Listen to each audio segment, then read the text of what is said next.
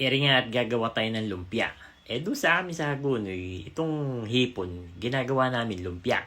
Hindi pa luto yan, pero tingnan mo naman, napakasarap na. So meron tayo ditong hipon, hihiwain natin sa gulugod at tatanggalin natin yung mga itim-itim diyan. Timpla natin ng asin, paminta, garlic powder. Ikalat ninyo sa buong katawan, pati yung kabila, ibalik na rin ninyo. Magpainit na tayo ng kawali, magigisa tayo ng bawang, taka ng sibuyas. Tapos meron pa tayong giniling na baboy. Naglagay din tayo dito ng singkamas, tapos ng carrots, toyo, liquid seasoning, pampasarap. Nalimutan pa yung siling parang at saka yung sibuyas na mura. Paminta, garlic powder, onion powder. Tapos sesame oil. Haluin ninyo. Yung wrapper, hinati natin, ginawa natin triangle. Tapos nilagyan natin ng palaman sa gitna. Tsaka natin itinupi.